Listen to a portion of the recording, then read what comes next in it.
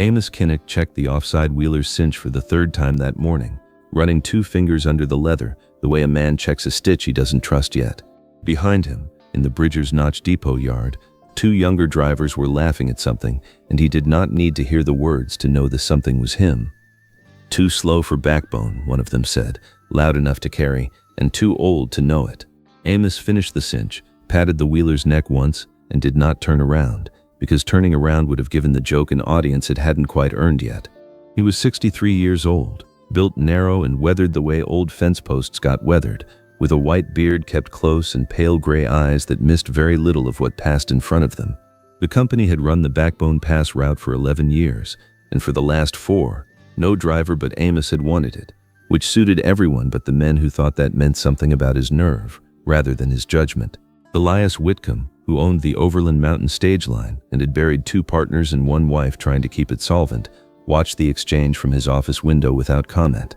He had assigned Amos to the Backbone route himself, in writing, over the objections of 3 other drivers who wanted the pay, and he had never once explained why to anyone who asked. The reason sat folded inside a strongbox that would ride under the driver's bench come Thursday. $11,000 in payroll gold bound for the Silver Thread mine, insured for 4 times its actual weight in silver coin, a sum large enough that the underwriters in Denver had asked Whitcomb twice whether he was certain of his driver. Whitcomb had told them, both times, that he was more certain of Amos Kinnick than of any other living man in the territory, and had left it at that. Wyatt Combs turned 17 that spring, and had never once been trusted with anything heavier than a feed schedule, which was why his uncle, the depot manager, informed him at breakfast that he'd be riding shotgun on Thursday's Backbone run. "Old Kinnick's regular man broke his wrist," his uncle said, not looking up from his coffee. "Nobody else wants the seat, and you're cheap." Wyatt found Amos in the harness shed an hour later, oiling a set of tugs with the unhurried thoroughness of a man who had never in his life been in a hurry that mattered less than the job sitting patiently in front of him. "I hear you're riding with me Thursday," Amos said, not looking up from the leather. "You ever fired a shotgun at something that was firing back?" Wyatt admitted he hadn't ever once done any such thing, and Amos nodded slowly as though the answer confirmed something he'd already quietly suspected about him. "Didn't figure so," he said. "We'll fix what we can fix between now and Thursday, and hope the rest doesn't come looking for us." They spent the 2 days before the run working the team through the depot corral, Amos correcting Wyatt's grip on the shotgun with small, precise adjustments that never once raised his voice. "Elbow down," he said, again and again, until the boy's arm found the position on its own. "A man who flinches with his elbow up loses the first shot and every shot after it." That same evening, a drunk teamster named Fenwick cornered Amos at the saloon bar and made a loud show of knocking his hat off, certain an old man too slow for the mountain route would be too slow to answer for it either. Amos bent, picked the hat up off the floor, dusted it against his knee, and set it back on his own head without a word, the silence stretching long enough that Fenwick's friends began to look uncomfortable on his behalf. "Nothing to say, old man?" Fenwick pressed, emboldened by the quiet rather than warned off by it. Amos studied him a moment the way he studied weather coming over a ridge, weighing whether it amounted to anything worth his attention, and decided, visibly, that it did not. "Nothing worth saying to a man who'll forget this by morning," he said, and paid for his coffee, and left Fenwick standing there with a joke that had lost its audience halfway through. Bridger's Notch sat at 8,000 feet in the Colorado high country, a rough collection of clapboard buildings strung along a single muddy street, kept alive by the Silver Thread mine 2 days' ride to the north and the stage line that connected it to the railhead at Cades Crossing. Backbone Pass was the only practical route between the 4 miles of switchback trail cut into granite with a drop on one side steep enough to end an argument permanently. The pass had earned its reputation honestly. 3 coaches had been robbed on it in the last 2 years alone, the most recent left burning at the bottom of Widow's Curve with the driver dead and the strongbox gone, and the man responsible for all 3, a former teamster named Jonas Pryde, had never once been caught or even clearly seen. Nora Fitch's own father had driven that burned coach, a fact the depot office in Bridger's Notch mostly avoided mentioning within her hearing, and she had taken over the lonely relay station at the halfway point less out of ambition than out of a stubborn refusal to let Backbone Pass become a road her family simply abandoned. She kept a loaded rifle behind the station counter and a ledger of every coach's schedule memorized past the point of necessity, the particular vigilance of someone who had already learned exactly what carelessness on that mountain could cost. Pryde had run his own freight outfit out of Cade's Crossing until the bank that financed it folded the same season Silver Thread's owners moved their business to Whitcomb's line instead, and he had spent the 2 years since deciding that the mine and the stage company between them owed him considerably more than they were willing to pay voluntarily. He was not, by his own accounting, a thief so much as a man collecting an overdue debt with interest. The bank's failure had taken 11 wagons and 4 teams that had belonged to Pryde outright, along with the modest fortune he'd spent a decade building, and he had watched the same mine owners who'd walked away from his contract sign a new one with Whitcomb inside a month, as though the 11 wagons rusting behind his abandoned depot had never mattered to anyone but him. It was not, in his own telling of it, an unreasonable grievance, only a man deciding to collect by force what the law and the banks had never once bothered to make fair.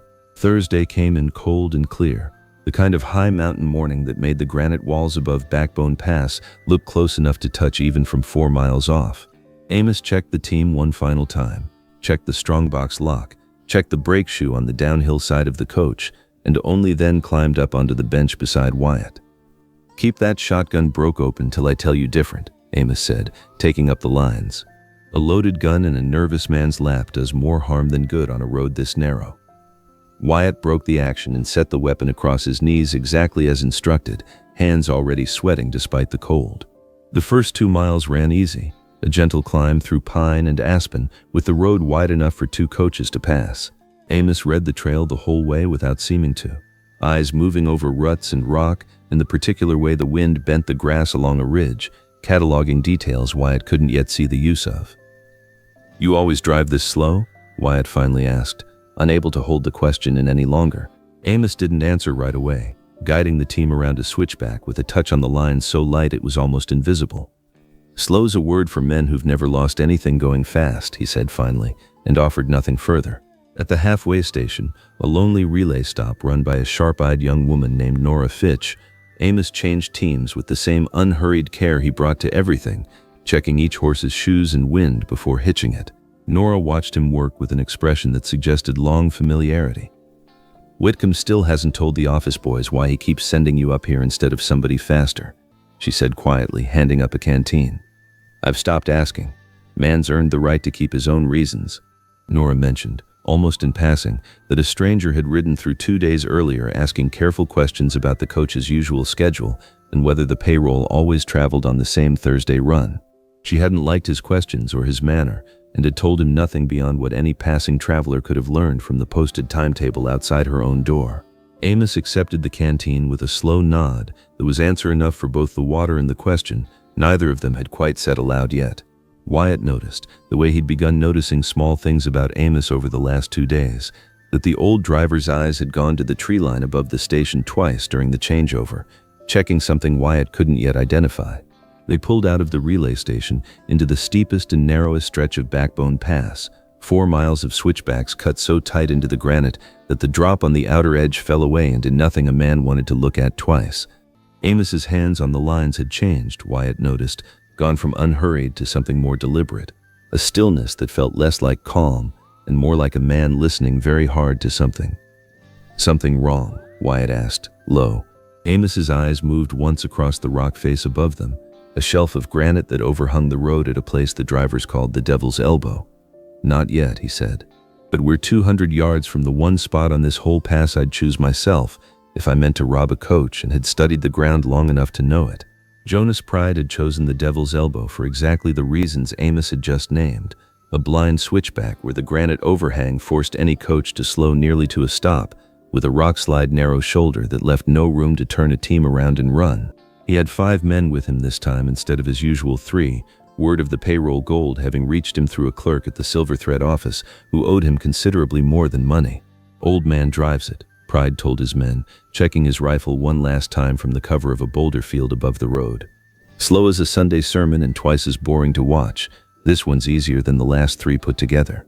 His second, a broad, wary man named Reese, said nothing, having learned over 2 years of riding with Pryde that agreement was cheaper than argument and cost less time. Amos brought the team down to a near walk as the road curved into the Devil's Elbow, exactly the pace the granite overhang demanded, and no slower. And his eyes moved once across the boulder field above the road, with the specific unhurried attention of a man reading a page he had read many times before. "Wyatt," he said, quiet enough that only the boy could hear it. "When I say down, you go down onto the footboard and stay there till I tell you otherwise. Don't raise that shotgun till I say so, whatever you hear." The first rifle shot came from the boulder field above, cracking off the granite overhang and taking a chip out of the coach's roof rail a foot from Wyatt's head. "Down," Amos said, and hauled the team hard left into a shallow cut in the rock wall that Wyatt hadn't even known was there. A niche barely wide enough for the coach that put solid granite between them and 3 of the 5 rifles above. Pryde's men, positioned for a coach that was supposed to stop dead in the open switchback, found themselves suddenly shooting at an angle, the rock cut mostly defeated. Bullets sparking off stone instead of finding wood or flesh. "He knows this ground," Reese called down, alarm creeping into his voice for the first time. "Ain't no driver just finds that cut by accident." Amos had the team steadied within the shelter of the cut, close enough to the granite that only one man above could get a clean angle at all, and that man would have to lean out over the overhang to do it. "Now," Amos said, and Wyatt came up with the shotgun exactly as he'd been drilled, elbow down, aimed not at the men but at the loose scree above the overhang where Amos had pointed 2 seconds earlier. The shotgun blast brought down a cascade of broken rock and gravel that drove the exposed rifleman back from the edge with his hands over his head, buying exactly the 4 seconds Amos needed to snap the team forward out of the cut and around the blindest part of the switchback before the others could reposition. "That's one," Amos said, voice still level despite the team's hooves ringing hard against the rock. "4 left, and they'll expect us running scared now. We're not going to run scared." Pryde, watching from a higher vantage he'd chosen precisely because it commanded the whole switchback, felt the first cold seed of doubt take root as the coach vanished around a bend no ordinary driver should have been able to find at speed. "Get down to the narrows," he shouted to his remaining men. "He can't cut through solid rock the whole way. Somewhere ahead he's got to come back out into the open." Amos knew that as well as Pryde did, because the narrows Pryde meant were the same half-mile of exposed switchback where, 22 years earlier, a much younger Amos Kinnick had learned every inch of this granite the hard way, escorting an army supply train through a mountain ambush that had very nearly ended his life and had ended, permanently, the life of the young teamster riding beside him. He had never told anyone in Bridger's Notch that story, and he did not intend Jonas Pryde to be the first. "There's a story here, isn't there?" Wyatt said, breaking open the shotgun to reload with hands that had somehow, in the middle of gunfire, stopped shaking. "About why you know this road better than the men who are trying to rob it." Amos didn't answer immediately, guiding the team through a hairpin turn with a precision that made the question its own kind of answer. "There's a story," he said finally. "It'll keep till we're both still breathing to hear the end of it." The team came out of the last sheltered stretch into the open narrows exactly where Pryde had gambled they would, and 2 riders broke from cover on the uphill side, rifles already leveled. Amos didn't reach for a weapon of his own, hands staying tight on the lines instead, and drove the team hard toward a narrow gap between 2 boulders that Wyatt was certain, right up until the coach cleared it with inches to spare, the vehicle could not possibly fit through. "Down means down," Amos said, as a rifle shot passed through the space where Wyatt's head had been a half-second earlier, and the boy flattened himself against the footboard without needing to be told twice. The gap put solid rock between the coach and both riders for the 3 seconds it took to clear the narrows, and on the far side, Amos hauled the team into a sharp check that put the coach broadside against a shallow embankment, using the vehicle itself as cover for the first time since the ambush began. "Now you can raise it," he told Wyatt, and the boy came up with the shotgun already broken and reloaded, aimed steady over the coach's side rail. Reese came around the embankment at a dead run, certain the coach was finally stopped and vulnerable, and pulled up short at the sight of a shotgun already aimed and a driver's hands no longer on the lines but resting, instead, on a Colt Amos had drawn sometime in the last 4 seconds without Wyatt ever noticing him do it. "Company's paying $11,000 for that box," Amos said, voice flat and even. "I've buried better men than you protecting less." Reese hesitated exactly long enough for the hesitation to cost him the initiative, and Amos's single shot took the rifle out of his hands rather than the man himself, a choice as deliberate as everything else the old driver had done since the first shot rang out. Reese dropped to the ground clutching a shattered hand, and the fight went out of him faster than the pain had time to arrive. Pryde, watching from higher ground with his 2 remaining men, understood before either of them did that the arithmetic of the ambush had shifted entirely against him. "He's not driving scared," Pryde said, half to himself, lowering his rifle a fraction as the coach's driver held position behind the embankment, with the patience of a man who had done exactly this kind of waiting before, in worse country, for higher stakes than a payroll shipment. Whitcomb didn't pick an old fool for this route. He picked the one man in the territory who'd already fought this exact fight. The two remaining riders, watching Reese bleed into the dirt and their leader's confidence visibly draining, exchanged a look that needed no words to translate into a decision. They broke for the tree line without waiting for Pryde's order, and Pryde, alone now on an exposed ridge above a driver who had already proven he knew every inch of the ground better than the men trying to rob him on it, made the only calculation left that still favored his survival. "This isn't finished," Pryde called down, already backing his horse toward cover. "Coach makes this run every week, old man. I've got nothing but time to wait for a morning you're not so lucky." Amos didn't answer, watching the outlaw retreat into the timber with the same unhurried attention he'd given the boulder field 20 minutes earlier, filing the threat away rather than dismissing it. The rest of the run to Cade's Crossing passed in a silence that felt different from the silence of the morning, less awkward and considerably more earned. Wyatt kept the shotgun across his knees, broken open again now that the danger had passed, and studied the old driver's profile with the particular attention of a boy who has just watched an assumption about a person collapse entirely. "You were in the army," Wyatt said finally, not quite a question. 20-some years back, on this exact road." Amos's jaw tightened almost imperceptibly, and for a long stretch of trail he said nothing at all, guiding the team down through the last easy grade toward the railhead lights just becoming visible below. "Wagon master," he said eventually. 1857, though it wasn't called Backbone Pass then, just a supply road nobody'd bothered to name yet. "I had 11 wagons and 40 men moving payroll and provisions up to a mountain garrison, and raiders hit us at the Devil's Elbow, same as Pryde tried today. Same blind switchback, same overhang." His hand stayed steady on the lines even as his voice did not. "I got the wagons through," Amos said. "Lost 6 men doing it, including a 19-year-old teamster riding the lead wagon who'd signed on 3 weeks earlier because his family needed the pay worse than he needed to stay safe." He was quiet a moment, the team's hooves the only sound on the darkening road. "That teamster was my son, hired on under a different name so the captain wouldn't play favorites, and I let him, because I thought I could keep him safer riding close to me than I could keep him safe sending him home." Wyatt didn't know what to say to that, and had the sense, young as he was, not to try filling the silence with something inadequate. Amos reached beneath the driver's bench without looking, into a battered tin box Wyatt had noticed but never opened, and drew out a small worn boot, child-sized, kept 22 years past any use it could still serve. "Kept this instead of a grave marker," Amos said, turning the boot once in his weathered hands before returning it to the box.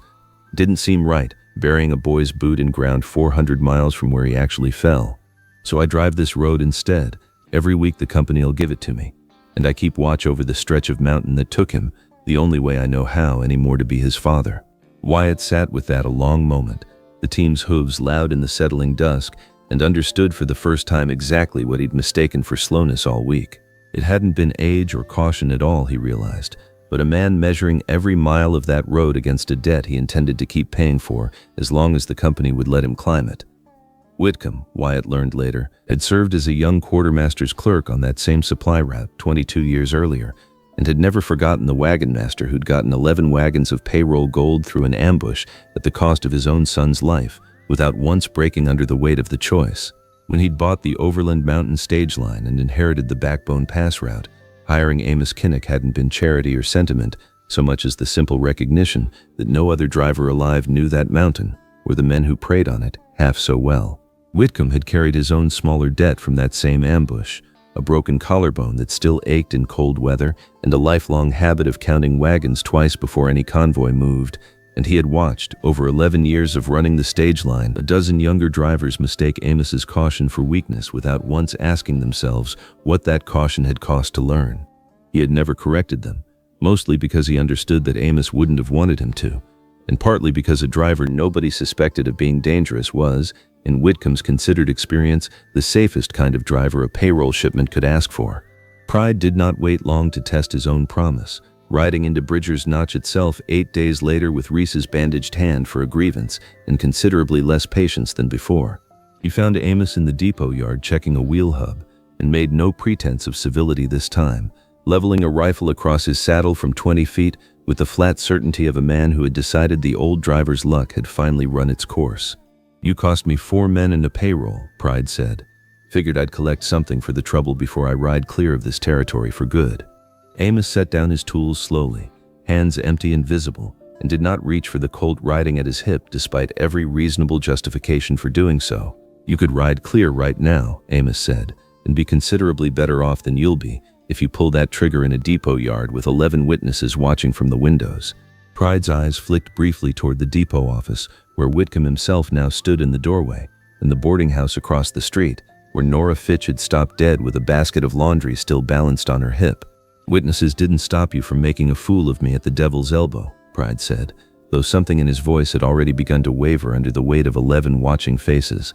11 witnesses to a fair fight is a different arithmetic than 11 witnesses to a man shooting an unarmed driver in his own yard, Amos said, "and you've done enough arithmetic on this mountain by now to know I'm not lying about that." Wyatt, watching from the harness shed doorway with his heart hammering against his ribs, understood he was witnessing the same stillness Amos had shown at the Devil's Elbow, the patience of a man who let the other side do the deciding, rather than forcing a decision that violence alone could answer. Pryde held the rifle a moment longer, weighing a debt that had already cost him 4 men against a 5th loss that would leave him with nothing at all, and the calculation, when it finally resolved the only way it reasonably could. He lowered the rifle, slow and visible, and holstered it with hands that shook slightly despite his best effort to hide it. "This ain't over," he said, though both men in the yard understood the words for what they were, a retreat dressed up as a threat to make the leaving easier to swallow. He wheeled his horse and rode south out of Bridger's Notch, and word reached the depot 3 weeks later that he'd been arrested outside Cade's Crossing, trying to sell a stolen freight manifest to a buyer who turned out to be a Pinkerton man working the same case. Reese, his gun hand ruined past any future use for a rifle, took a plea from the territorial prosecutor in exchange for testimony that closed out the other 2 robberies as well as the ambush at the Devil's Elbow, and the silver thread payroll that had ridden safely through in Amos's strongbox went on, in the months that followed, to fund the mine's expansion without a single further attempt against it. Whitcomb's underwriters in Denver stopped asking questions about the Backbone Pass route entirely, satisfied that whatever arrangement kept it running so reliably was not one they needed to understand, only one they were glad to keep paying for. Whitcomb found Amos in the harness shed that evening, still working the same tugs he'd been oiling the week Wyatt first came looking for him, and stood in the doorway a long moment before speaking. "I never told the company board why I trusted you with that route," Whitcomb said. "Figured you'd tell them yourself if you ever wanted them to know, and if you didn't, that was your right to keep." "Appreciate that," Amos said, not looking up from the leather in his hands. "Boy did well up there," he added after a moment, nodding toward the depot office where Wyatt could be seen through the window, sorting waybills with an attention to detail he hadn't shown 2 weeks earlier. "Might make a driver yet, if somebody's willing to teach him the parts that don't fit in a manifest." Whitcomb allowed himself something close to a smile. "Reckon I know a man for the job," he said, and left it at that, understanding better than most that some offers were better made by silence than by asking outright. Nora Fitch heard about the standoff in the depot yard from 3 different tellings before the week was out, each one a little more embellished than the last, and rode down to Bridger's Notch herself to hear the truth of it from Amos directly. He gave her the plain version, without the flourishes the tellings had added, and she nodded once, satisfied, the way a woman nods when a story finally matches the man she'd already decided to trust. "Figured it was something like that," she said. "Man doesn't drive a road that careful for 20 years without a reason worth the caution." Wyatt rode Backbone Pass with Amos every week through the rest of that autumn, learning the granite the way Amos had once taught himself to learn it, by attention rather than speed, by knowing the ground so thoroughly that no ambush built on assumption could ever quite surprise him. He never asked again about the teamster who'd died on that mountain 22 years before, understanding by then that some stories were owned rather than told, and that being trusted with the ending of one was different from being owed the whole of it. Amos kept the tin box under the driver's bench through every run that followed, and kept driving the Backbone route long after most men his age would have taken the easier stretch of road the company offered him more than once. He never explained to the town why an old man who could have retired comfortably chose instead to keep climbing the same 4 miles of granite every week for wages that hardly justified the risk, and Bridger's Notch, in time, mostly stopped asking, the way towns eventually stop questioning the things that have simply always been true about a person. There is a particular kind of courage that looks, from the outside, exactly like slowness, the courage of a man who has already lost the thing speed was supposed to protect, and has decided never again to mistake haste for care. Amos Kinnick drove that mountain the way he had learned to drive it, the worst way possible, carefully, deliberately, watching every shadow on the granite as though it might still hold the son he'd lost there, and the town that had once laughed at him for it eventually came to understand that the laughter had never once touched the thing it was aimed at, and had only ever revealed how little the laughing men had troubled themselves to look closely at what they mocked. Take care of yourselves out there. Until next time, keep riding.